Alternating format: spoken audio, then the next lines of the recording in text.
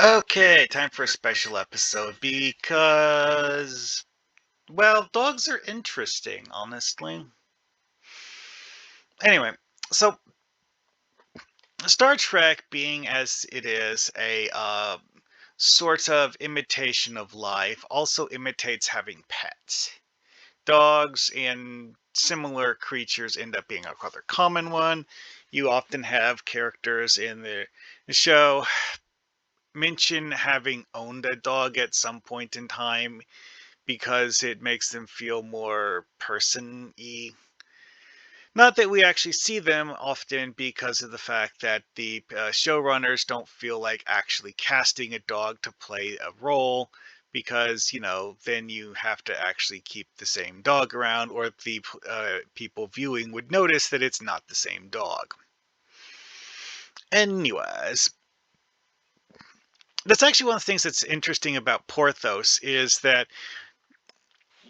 what I heard about Porthos is that there's actually several different dogs that played the role, and they had to go to a lot of work finding multiple dogs that looked nearly identical. Oh, let me double check that one. Okay. Yes, he played by three different dogs.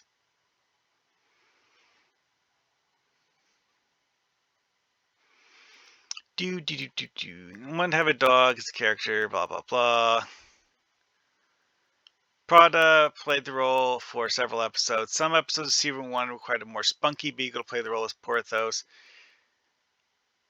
Breezy, despite being female and not male, was used for certain episodes because they could get her to do more playful things than Prada, who was the kind of dog to sit there and look cool, I guess. And then you had a beagle by the name of Windy also do some parts.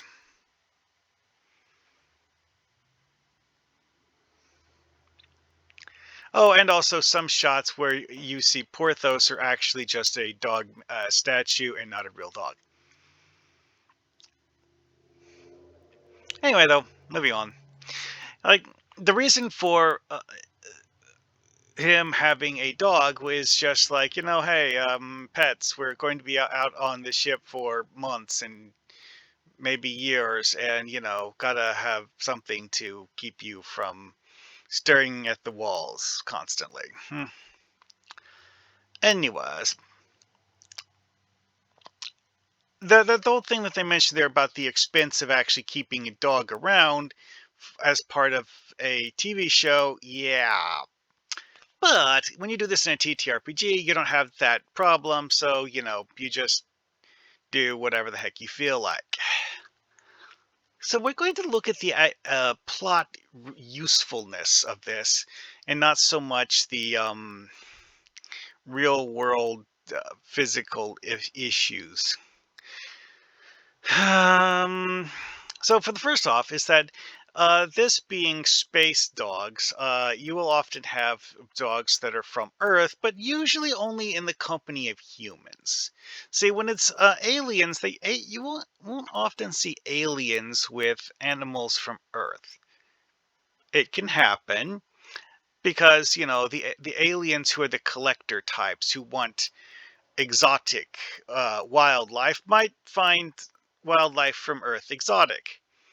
Maybe, harmless and easy to handle, but still considered exotic because it's not from whatever planet they're in. Like in the episode when Tendi creates this thing, they mention that Orion does not have an equivalent of dogs. They have a variety of other animals, but not um dogs specifically. And Tendi decides she wanted to create a dog and does so using gene splicing because she's a Starfleet science officer in the medical department, and her boss decided to let her play with gene splicing equipment. Was this a good idea? Not really. The end result played out fine, but it made an interesting plot development because of the fact that it illustrates why people IRL find this sort of thing to be morally icky, while simultaneously having it play out fine and get played for laughs, because the genetically engineered abomination has several very bizarre abilities that don't logically make sense for something genetically engineered using Federation technology. Like, seriously, spitting lightning as an ability of a dog. Hmm. Yeah, anyway, there's actually a rather long list of abilities the creature has, some of which are quite frankly highly bizarre. Like having the eyeballs crawl out the mouth and then fly around the room on bat wings. Okay, yeah, that doesn't really make any sense. And quite frankly, I think some of the stuff is really stuff that Tendi didn't really anticipate. She was kind of sort of trying to get it to do certain things, and then ended up with several other things that just kind of ended up there, like the ability to shapeshift. That might actually be something Tendi was intentionally putting in, and then the whole eyeball thing. Maybe that's just an accident. That the dog figured out that it could use the shape shifting to do things that weren't, changing its entire body. Why Tendi made it intelligent enough to talk is also kind of questionable. Although it's implied that Tendi doesn't actually have any real world experience with dogs, so it's possible that Tendi simply understood that dogs are intelligent and made her dog intelligent, and interpreted that to mean human level intelligence, and not, smarter than most animals intelligence. Anyways, so other uses. There's actually been several cases where something just gets mentioned as something that exists.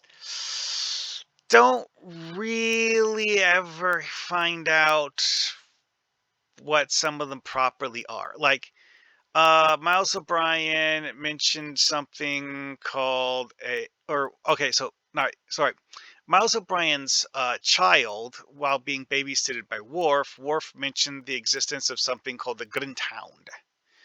What's a Grinthound?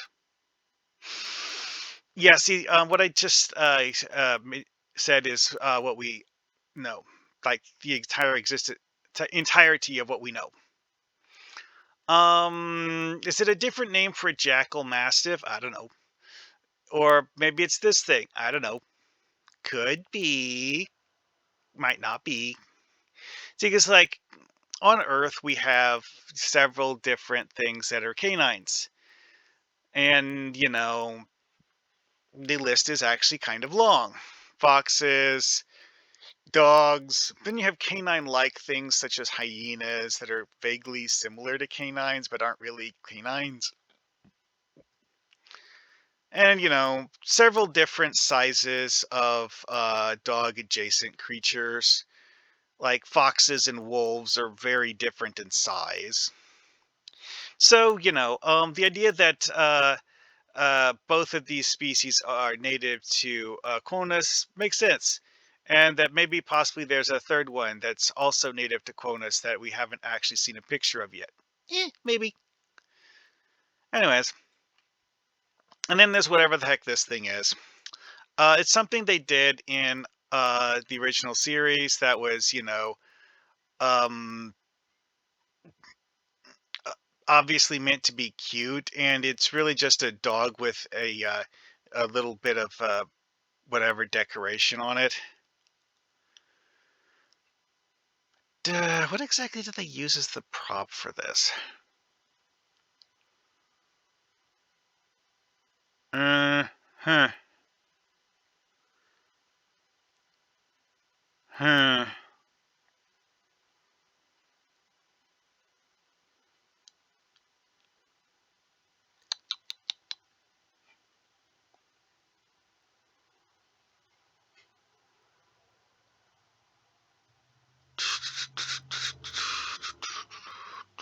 You know what? I don't see anything mentioning it here.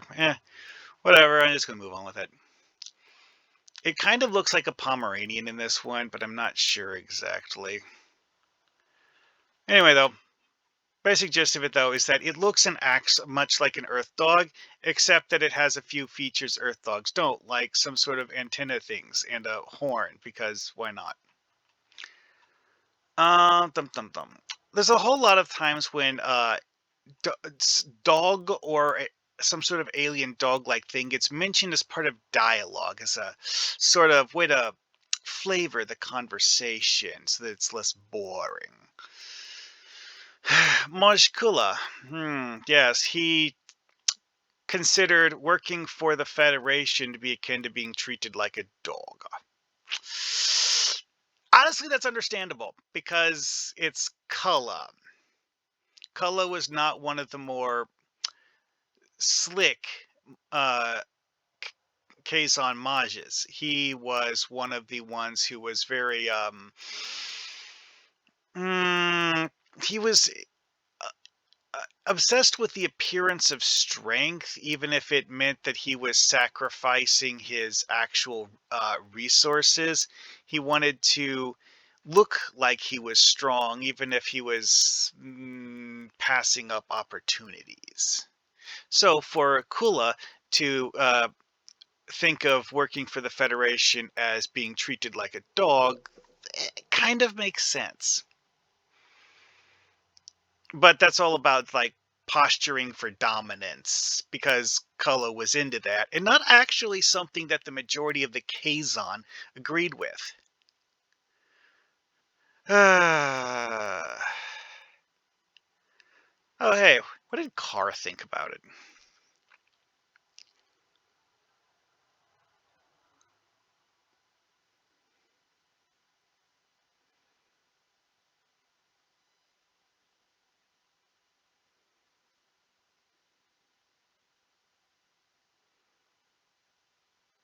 Yeah, Carr basically did the sort of thing that the Kazon Nistrim would have done. See, the Kazon Nistrim with the Kazon sect that were the ones that were like sneaky and the work smarter, not harder kind of Kazon.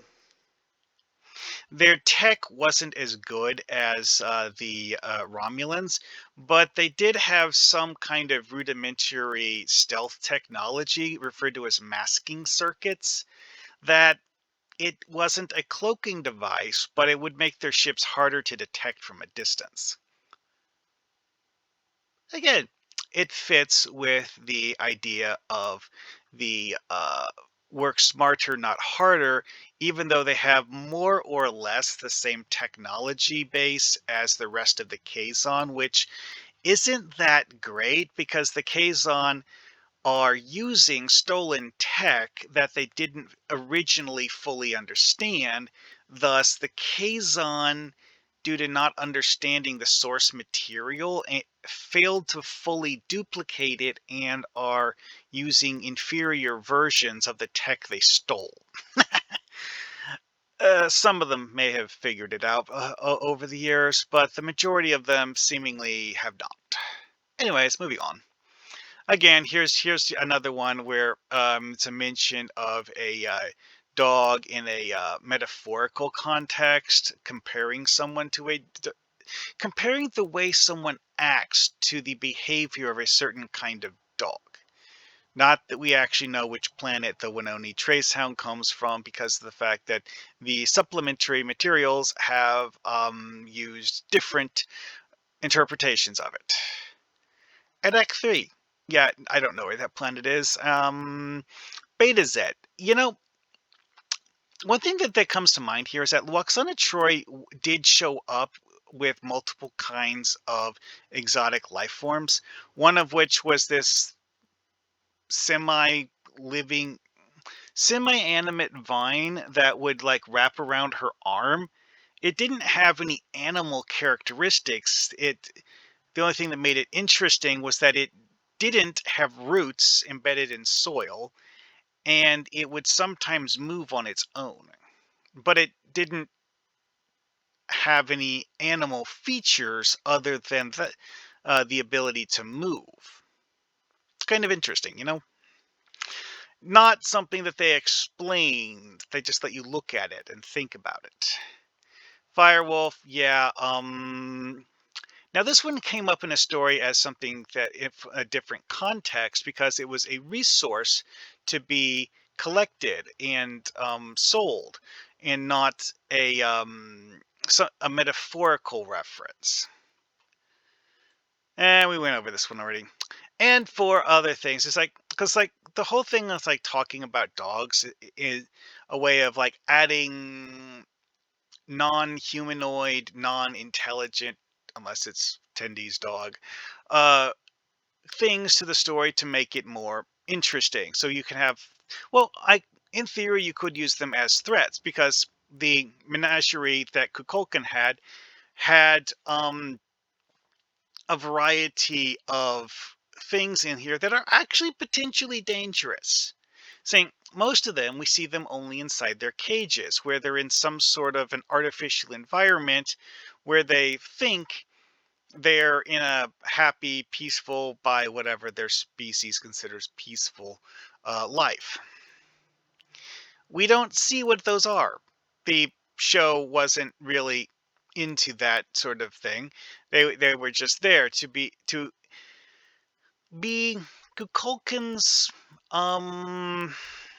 pets, because like Kukulkan was doing the whole like um not doting but domineering parent routine, where he's like, I am here to elevate the human race above their primitive childish whatever. And he kept his menagerie as he's just collecting things. Realistically, he was just collecting things that he kept as specimens. He didn't really have a particularly well explained reason for it. He just liked having things in the collection, because Kukulkan's ship didn't have a crew. So taking care of his menagerie gave Kukulkan something to do. Otherwise, he would have been an extremely bored winged snake alien. Some of them, like this one, is actually kind of dog-like. Kind of, vaguely. Then there's this thing, too. Anyway, though, these are also examples of having weird alien life forms as a plot device, because of the fact that, well, these are all things that are obviously not species from Earth. They're creatures that Kukulkan found on distant worlds far from the Federation, and when Kirk and his crew saw them, they're like, huh, don't know what those are. Actually, I do believe that some of the creatures in the menagerie were recognized. If I remember right, one of them is something that Spock described as a Capellan power cat. But some of them were basically things that where the crew were like, "Huh, don't know what that is." Let's see here. Oh, dum dum dum dum dum. Hmm. Oh, well, that's the interest. Oh yeah, named species. There's only one that's a named species. That's the Capellan power cat. Okay. Yeah, this thing. Anyway, though, but yeah, that's a good thing. Uses for them in stories. There's a wide variety of ways you can use alien life forms. Having dogs as a plot device, there's a wide variety of uses you can have for having pets. Like, you know, this thing is the pet of Krug, the bad guy in one of the Star Trek movies. The dog dies in Star Trek 3 to give Krug a reason to get pissed off. Because, like, Krug and his crew, yes, they're bad guys doing bad guy things, but at first they're just goofing off and having fun with it, doing their bad guy things. Then the dog dies when the ship gets damaged, and then Krug gets pissed off and decides, like, okay, now we're going to kill you. Kind of interesting, you know? And of course, there's all those uses like, hey, these guys are nice people. See, they have pets and they like having pets. Which, okay, while it is a plot device that is a common one because you know, it works, it's also not a particularly um large plot device. That's the sort of thing that you toss in as a minor uh side detail. It's not central to the plot. It's just there to add a little bit of decoration. And ultimately, that's what the majority of things I've talked about have been decorations. Like the Capellan Power Cat got center stage and talked about in more detail than the rest of Kukulkan's menagerie because of the fact that Kirk and his crew actually interacted with it. Most of them they just left in their cages. This thing, though, was actually, part of the plot and did something as because they could, use it to. Well, basically, they're just like giving Kukulkan a reason to um, negotiate and not just tell them what to do. Anyways, that will wrap it up for now. You guys have fun.